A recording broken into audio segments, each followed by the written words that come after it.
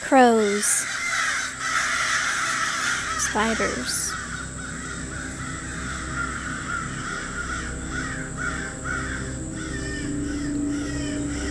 and poison ivy. These are just a few of the things that we have going on for us in our Halloween gardens. Don't forget to look up at the night sky. Join me as I show you some beautiful fall color. So yes, it's spooky season, but it's also my favorite season of them all. And I love the colors. I love all the oranges, yellows, reds, purples, browns, maroons, all the colors. And then you still have green here and there. So you almost have a full rainbow effect. Just look at it. It's such a beautiful day. And that sky is a little spooky, even though it's a sunrise. Okay, so look around. So most of my garden is consistent of native plants, but not everything's native. I just wanted to show you around.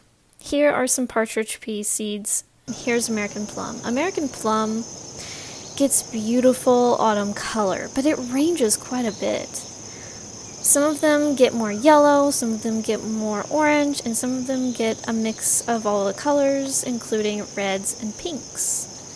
A little bit of peach here and there, a little bit of deep crimson.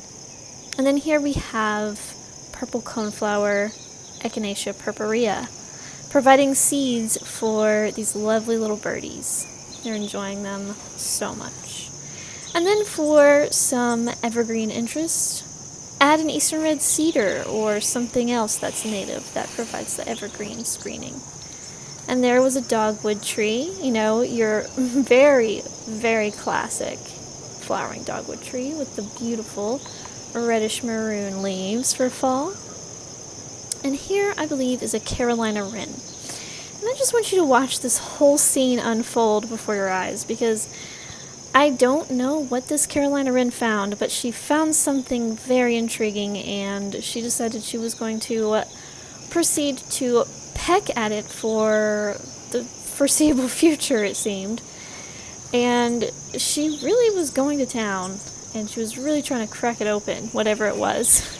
I assume she found some kind of nut.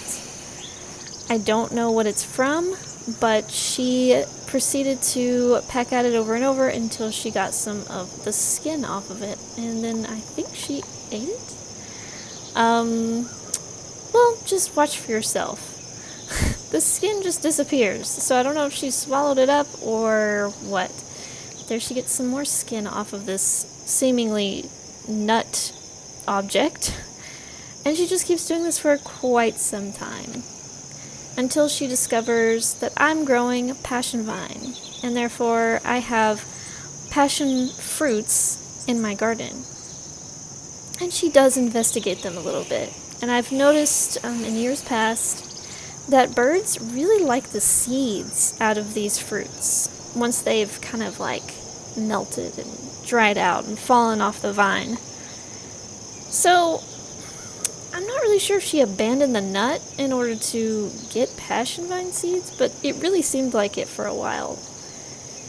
She eventually goes under the passion vine into the leaf litter, and I don't really know what she ended up doing after that. So it's a mystery. And here's the oak leaf hydrangea, looking absolutely gorgeous for the fall. It's not showing its red leaf color as much this year, though. Last year it was very beautiful, but oh well. And then here is a maple in my neighbor's yard behind me, and it's always one of my favorite maples in the back. And then the dogwoods, they've already pretty much gone. And then asters still blooming away, giving us color and giving us nectar for our wildlife. There's the maple again, and the dogwood again. Beautiful red fall color. If you want a tree, a small tree, that will give you that red fall color, highly recommend the native dogwoods. And then here is a Carolina jessamine vine creating almost a square shape, interestingly enough. And then here's a little birdie hanging out near the birdhouse on the fence.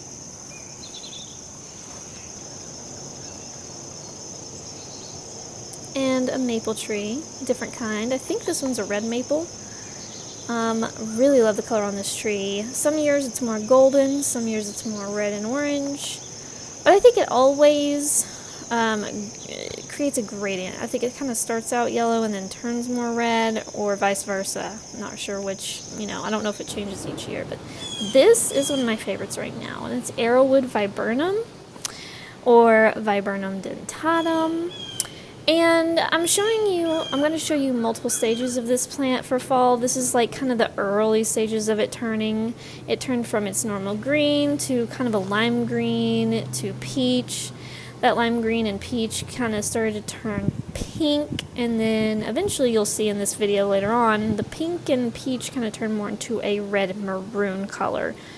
Gorgeous, gorgeous, gorgeous. And to top it off, it's been holding onto its leaves fairly well, similarly to the maples and the cherry tree. And here's another view of it right next to the gate. And if you look to the left, there is a blue star.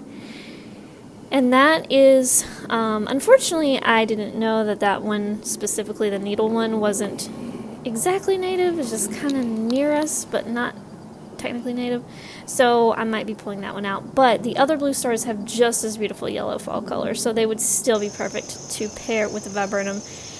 And you just missed, or I just missed talking about a 9-bark, and then this is not native, this is a crepe myrtle. So, but we'll be coming back to the 9-bark, so don't you worry about that. And then in this side garden, I want to show you 3 things here. The left is a witch hazel, which is the Ozark one. In the middle is an invasive I need to get rid of, and then to the right was a little tiny red chokeberry. And then here is, I think in the foreground, a dogwood, and in the background, a maple, if I'm not mistaken. Sometimes it's too hard to zoom in far enough to be able to tell what the leaf shapes are, and that's usually what I go off of from a distance when it comes to identifying at least a general species of a tree. And then back to my front yard, on a different day. We have that sunlight glowing through these beautiful autumn leaves. And we have the Carolina wren again, just chilling on the fence. And then underneath my black cherry tree, I am growing multiple shade-loving things. Hopefully they will do well, because my yard started out as very, very full sun. And I'm just starting to get some shade, so don't know if I have enough yet to sustain them, but I'm going to try. And here is I forget what it's called, a long-tailed skipper maybe. It has that beautiful blue-green in the middle of its body on top. You'll see later in the footage, but it is nectaring on a ground cherry, which I didn't know they nectared on ground cherries, so that's really cool. Those plants get little lanterns in the fall, as you probably saw. And then here's the same butterfly again on the asters, which are nearby. Asters seem to be the most late blooming things in my garden personally. Let me know in the comments down below what the latest blooming things are in your garden, because I just want to know if there's anything that's blooming later than these asters, because I think the asters are pretty much the last things to bloom, but I don't know. Let me know. It's such a cute butterfly. I love butterflies. That's why I started this whole thing. And it just went from there. And here's a wasp guy hanging out.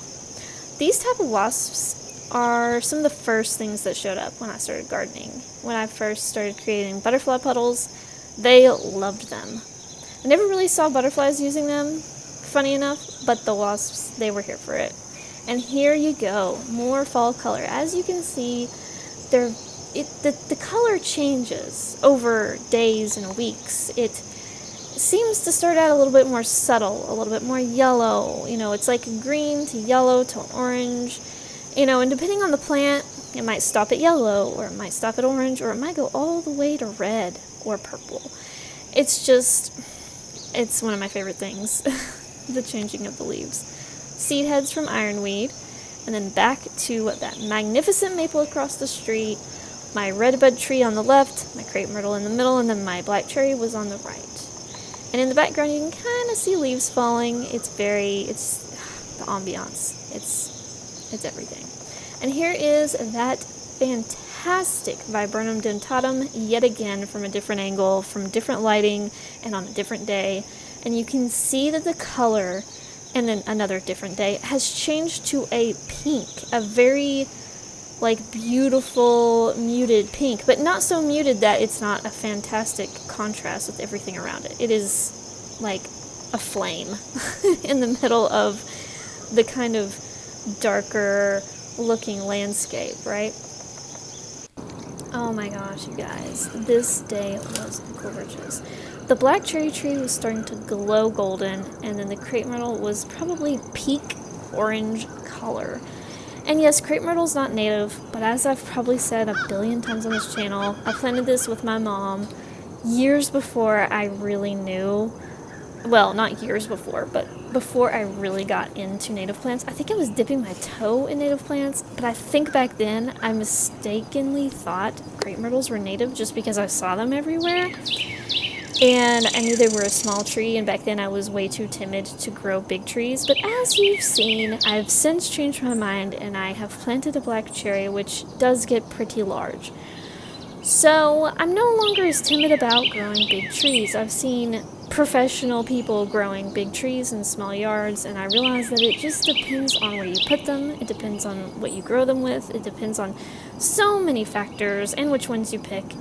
So it's not that you should be afraid, you should just be mindful and try to figure out what the best trees are for your yard and your site conditions. And if you see on the left side there, that was the beautiful purple American Beautyberry.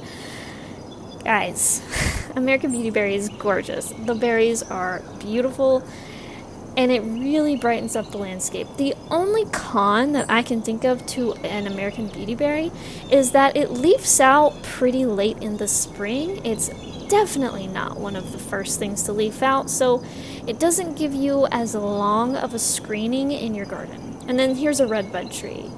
The redbud tree last year was probably more yellow in the fall, and this year it's a little bit more golden, a little bit more speckled and spotted. Not really sure what causes the speckles and spots, but it's neither here nor there. This tree's been doing so great for so long that I'm not really worried about it. I mostly just try to give it supplemental watering every now and then, and it always gets just a little bit of dieback in the very tippy top of it, but other than that, it's fine. Look at this black cherry, okay? Prunus serratina, or at least that's how I pronounce it. And I planted a redbud right next to it, and then of course to the left of that are the American plums. But back to the black cherry, I have planted a few things under here, and I hope that they do well, because this tree, it's been growing pretty fast, so I've got to start putting shade-loving things under it. I just hope I didn't put them under it too soon. I've got ebony spleenwort, columbine, and mayapple. I know, it's a long shot with the mayapple because, well, my yard is still a very young garden, and it's not quite full woodland yet, but I'm really trying, and I'm going to leave the leaves, and we're just going to see how it goes. If I have to protect them a little bit, I can do that.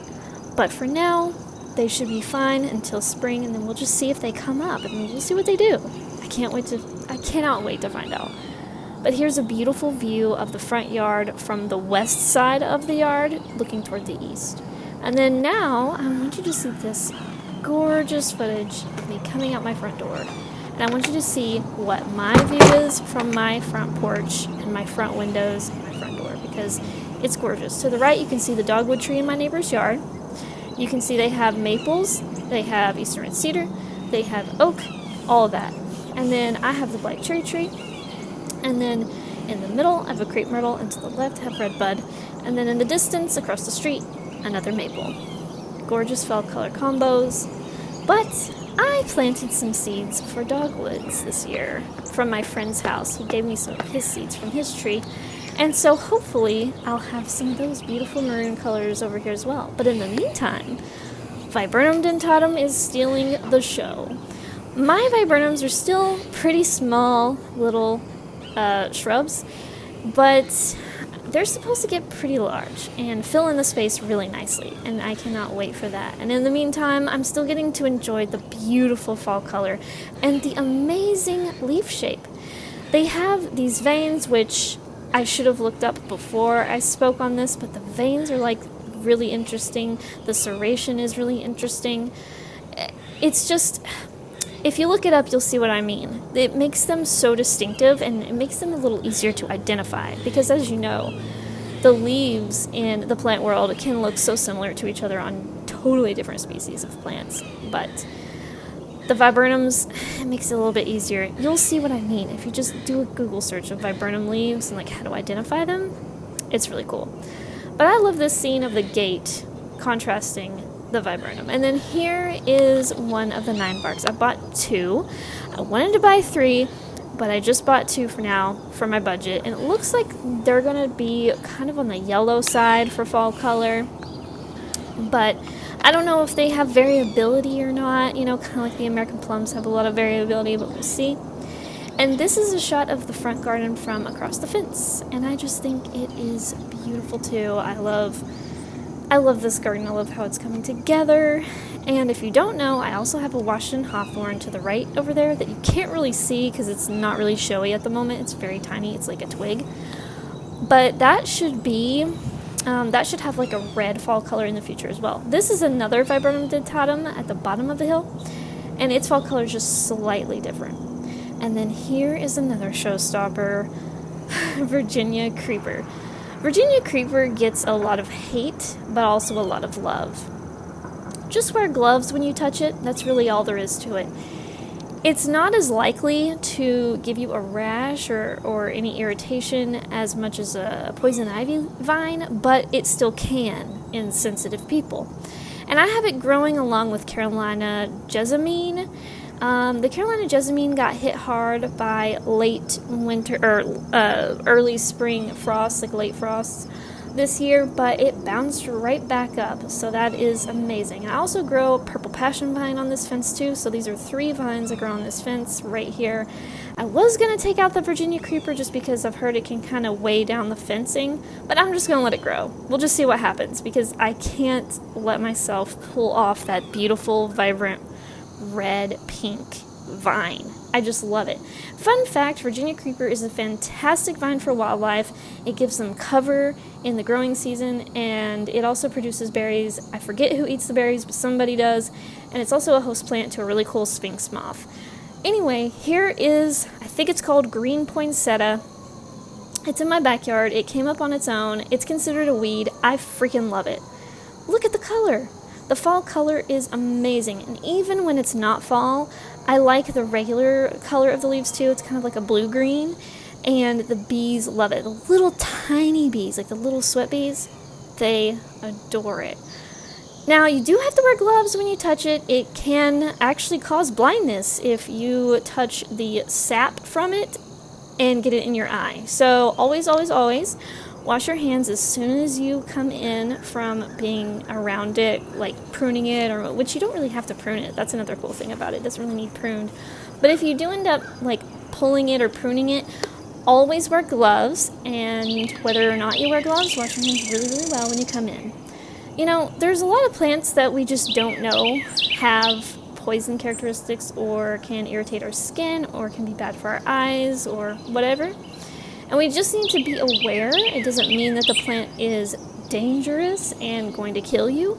It just means you need to be respectful of your surroundings and do some research to figure out what you've got. For instance, this pokeweed that you just saw is poisonous for us to eat, the berries. We should not ever eat those berries. They are poisonous. But some people cook up the early shoots. Not the leaves after they've been matured, but the early shoots in early spring or whatever. But the way you have to cook it is so intense. You have to cook it multiple times, and I just don't suggest anybody do it because, well, maybe I'm lazy or maybe I'm a cynic, but I just don't want to take the chance. But the birds love pokeweed. It's also called pokeberry, and it is a beautiful plant too. As you saw, it had beautiful fall color. But moving on, here's a gorgeous maple in one of my neighbor's yards, And I'm gonna zoom in right now on this little bluebird. I don't know if you saw it in that clip when I showed the maple, but when you zoom in, you see the little bluebird. It's just so cute. So my next door neighbor has gorgeous mature trees, and this is just one of many. I think it's some kind of white oak. I don't know for sure, but from here it kind of looks like a white oak. I'm still learning my different oaks and like how to identify them. And but my neighbor has amazing native trees, mature native trees over there, and they're gorgeous and great for wildlife. So I'm super lucky. Guys, the spider says that's the end of this video. I hope you guys enjoyed this slightly spooky, but not too spooky, segment of A Wild Approach. Thank you guys so much for watching, and I will see you in the next one. Bye, everyone. Happy Halloween.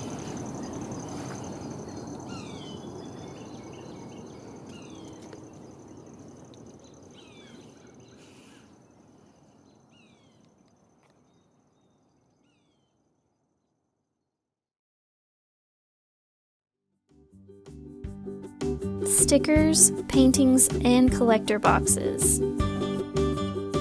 Available now at macylou.com. Thanks for supporting the channel and the wildlife habitat we create.